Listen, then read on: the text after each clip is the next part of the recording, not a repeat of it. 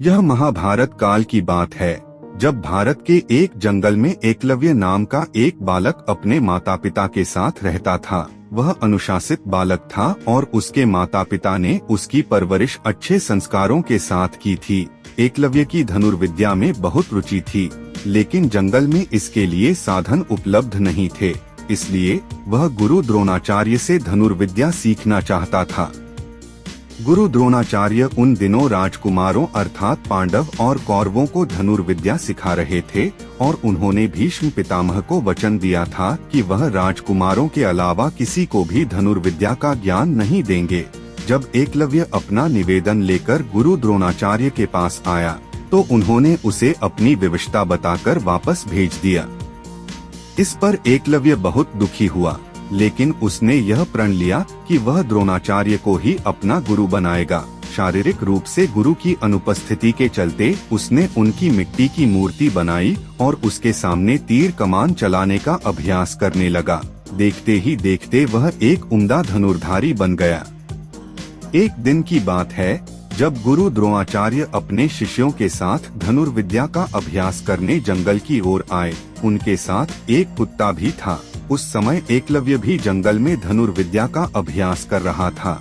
ऐसे में जब कुत्ते को जंगल के एक ओर से आवाज आई तो वह उस ओर जाकर भौंकने लगा, जिससे एकलव्य की एकाग्रता भंग होने लगी।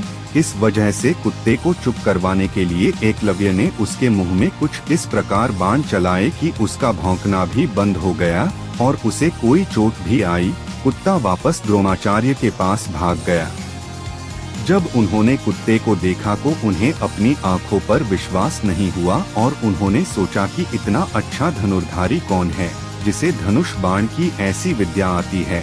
जब उन्होंने जाकर देखा तो उनके सामने हाथ में धनुष लिए एकलव्य खड़ा था। अपने गुरु को देखकर एकलव्य ने उन्हें प्रणाम किया। द्रोणाचार्य ने उससे पूछा कि उसने यह विद्या किससे सीखी, तो एकलव्य ने बताया कि वह किस प्रकार उनकी मूर्ति के सामने प्रतिदिन अभ्यास करता है। यह सुनकर द्रोणाचार्य आश्चर्यचकित हुए। दरअसल गुरु द्रोणाचार्य ने अर्जुन को वचन दिया था कि उससे बेहतर धनुर्धारी कोई नहीं होगा, लेकिन एकलव्य की विद्या उनके इस वचन में बाधा बन रही थी। ऐसे में उन्हें एक युक्ति सूझी। उन्होंने एकलव्य से कहा, वत्स, तुमने मुझसे शिक्षा तो ले ली, लेकिन मुझे गुरु दक्षिणा तो अभी तक नहीं दी है। आदेश करें गुरुवर, आपको दक्षिणा में क्या चाहिए? एकलव्य ने कहा।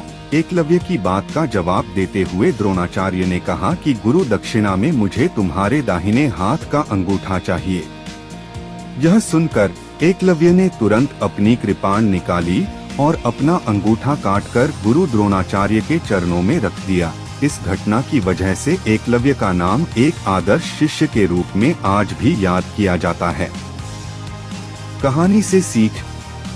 बच्चों, वीर एकलव्य की कहानी से हमें यह शिक्षा मिलती है कि अगर हम अपने लक्ष्य के प्रति पूरी तरह समर्पित हैं, तो उसे हासिल करने के बीच में आने वाली कोई भी बाधा अहमियत नहीं रखती।